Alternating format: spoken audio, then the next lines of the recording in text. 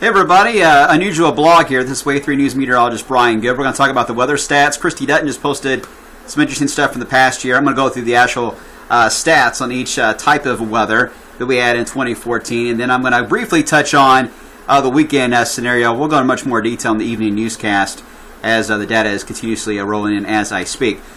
So first off, we're going to cover the stats and talk about all the different types, and then we'll get into that forecast period. A reminder again, I will be out until Monday. We're kicking up our new schedule starting next week, but I will be back on Monday. So I will not be here Sunday. Ryan Hoke, though, will be with you here with some video blogs for the weekend. I'll be on social media. If I see something interesting, I'll tweet it out or Facebook it out. Don't worry. I'll be watching things even though I will be at home this time around. And I need some sleep, so I'm looking forward to that. All right, let's talk about the snow aspect of things. Now, the National Weather Service, they go by their snow season from July to July. So that's how I'm going to rate the snow. Instead of doing just snow from January until, today, I'm going to do an actual snow season because that's usually what we go by anyway. And if you go through that period, it was 26 inches of snow, which is 1.5 feet above where we should be for this time of the year. This does not include our November snow. Again, only until July is where the time cuts off at. And our biggest snow event we had during that period was on February 2nd, Groundhog Day, and that night. 5.2 inches of snow, some spots close to 7 inches in southern Indiana. When it came to the heat, since the beginning of the year, the hottest day of the year, 97 degrees on the 13th of July. And we hit that with a very dry heat island effect wind that kicked up. We went from like 91 to 97 in a very short amount of time, then we dropped back down again to about 91. So an interesting setup with that wind over the heat island effect there on that day. And otherwise, our hottest day of the year likely would have stayed right around 94.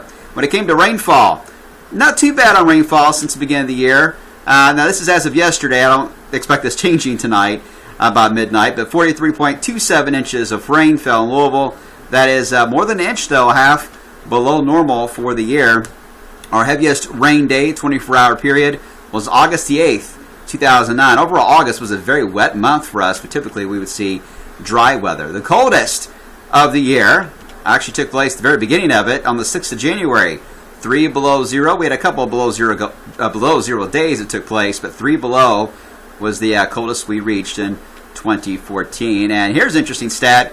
No tornado touchdowns in Louisville. In fact, no tornado warnings were issued in Louisville. We haven't had stats like that since 2010. We did have that one wall cloud that formed, touchdown, a brief EF0 across Oldham County, right at the Westport area. And that was really about the highlight of the year when it came to tornadoes, which is good. We needed a break from that is for sure.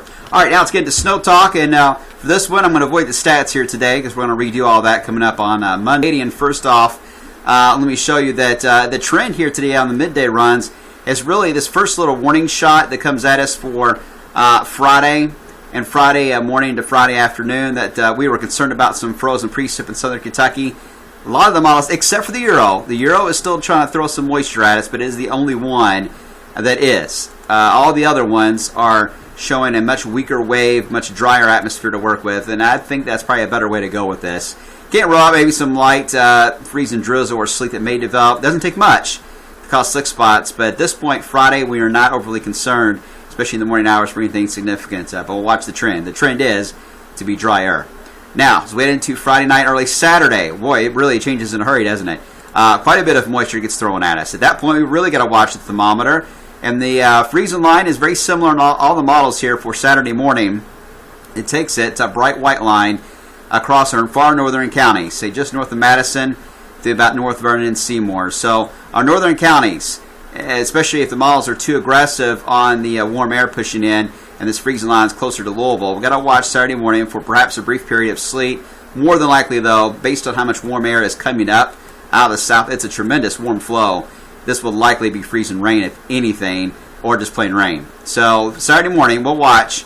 But again, this freezing line will be on the move throughout the entire day. So it's only a brief, I would say, 4-hour window of risk here early in the day Saturday. So just stay tuned. We'll keep you updated. And then by the afternoon on Saturday, I mean, look at the rain. Even some thunder cannot be rolled out. This is a Canadian. Now, the Euro is coming in now, not as aggressive as Canadian, but overall, similar look with some bands of rain, maybe some thunderstorms. Best chance for thunderstorms will be in this area, but can't run a rumble thunder here in Kentuckiana.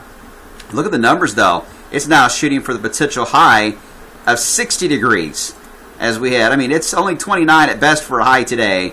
Could be talking about 60 with heavy rain after a freezing rain threat in the morning on Saturday.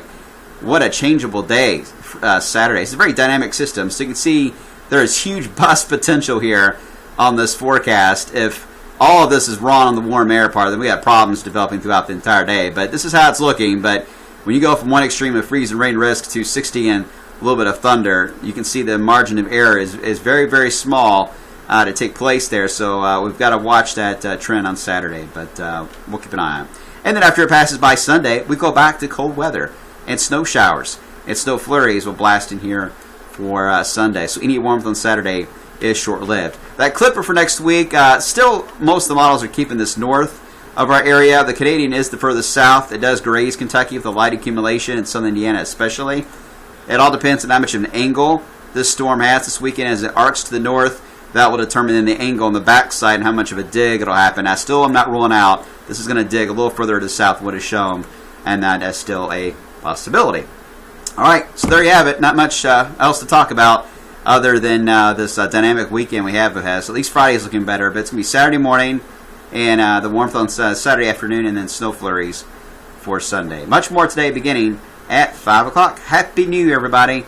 I'll see you tonight, and I'll see you on the blog in 2015.